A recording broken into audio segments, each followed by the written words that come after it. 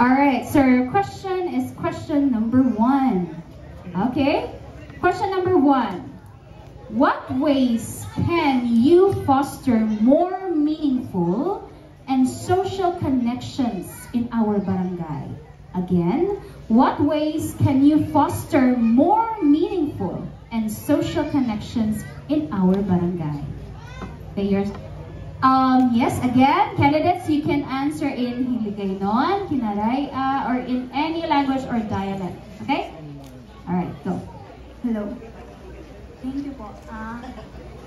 Para sa akin po, mag-organize po ako ng community conversation monthly para po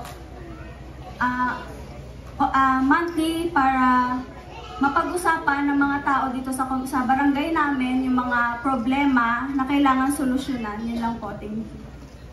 Alright, thank you so much, candidate number 1. Alright, now let us proceed to candidate number 2. The lady in pink. Okay. Why pink? Okay, wala. Alright, so thank you so much. Please pick your number. Okay, so your question is question number 7. Okay? Question number 7. What do you think is your role as a youth to make your barangay better? Again, what do you think is your role as a youth to make your barangay better? If I will be crowned as Anyag Manila 2024, I will use my voice, talent, expertise, and to make Manila beautiful.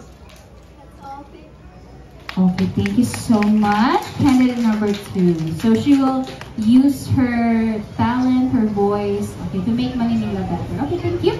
Now let us call on candidate number 3. Okay, please pick your number.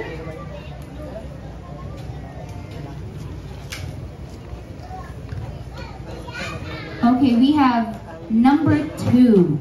Okay. Number 2, in your understanding, what is the meaning of anyag and how you embody this word? Again, in your own understanding, what is the meaning of anyag and how you embody this word? Good evening, everyone, and thank you for that wonderful question. Anyag is Visaya term that translate into to beauty in English.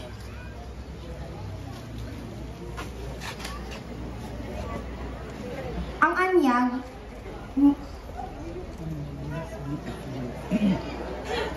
anyag represent kang beauty, hindi lang sa kalabasan nga anyo, dapat sa silid kag sa sagwa. Thank you. Okay, thank you so much. Candidate number 3. Okay, so ang anyag it's not just the physical appearance, but of course the inner beauty. Okay, thank you. Now moving on to candidate number 4. Okay, please pick.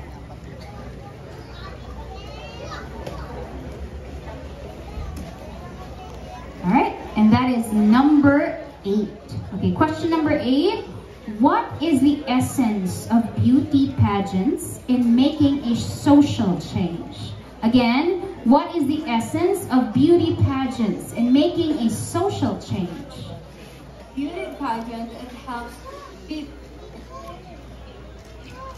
For me, beauty pageant help person develop one's personality.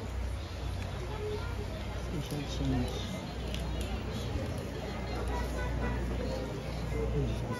For me, beauty pageant help develop one's personality. It builds confidence and create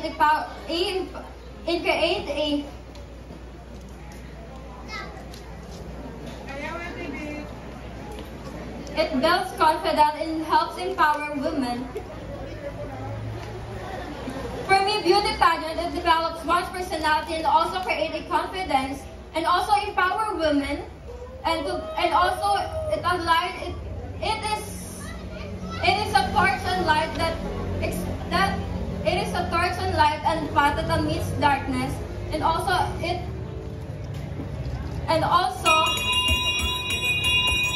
Okay, thank you so much. Candidate number 4. Okay, so hambal niya ko no, ang essence ko ng beauty pageant is that it creates confidence. Okay, thank you. Now let us continue with candidate number 5. Okay. So please pick.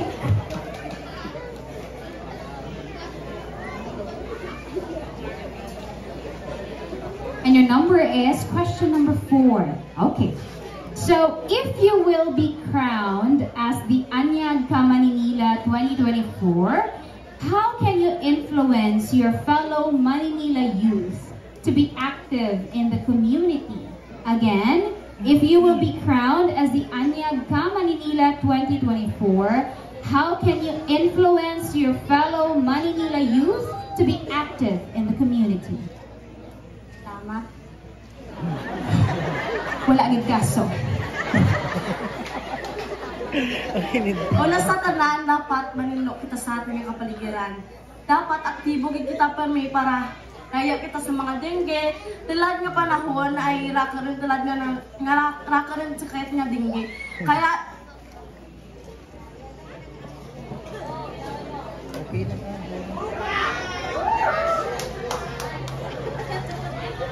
dapat kita manghalong para always kita gwapa. Salamat. Be responsible.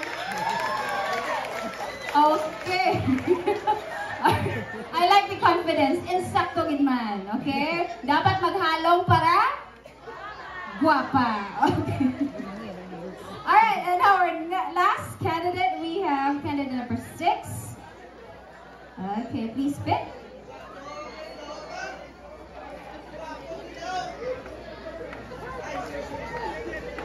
Alright, and your question is question number 5. Dito ka. Okay? Okay. Sige. Basta live ang atong show, amugin man na. Okay. Sige. Okay, question number 5. What relevant issue can you see in the barangay and in your own capacity? How will you make a social change?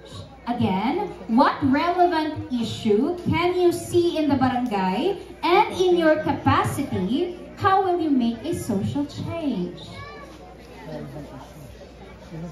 Para sa akin, may nakikita,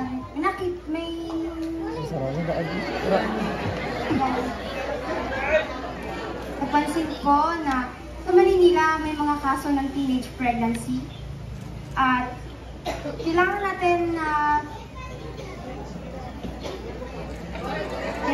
gumawa ng organisasyon o isang programa para mapag-usapan ang mga nangyayaring ito.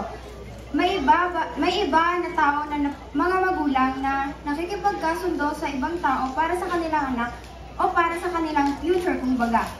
Para akala nila na mas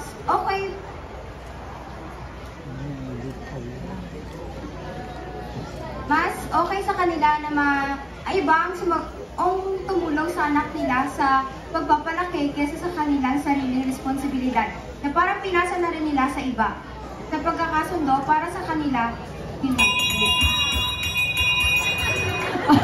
Thank you so much. Sige, at least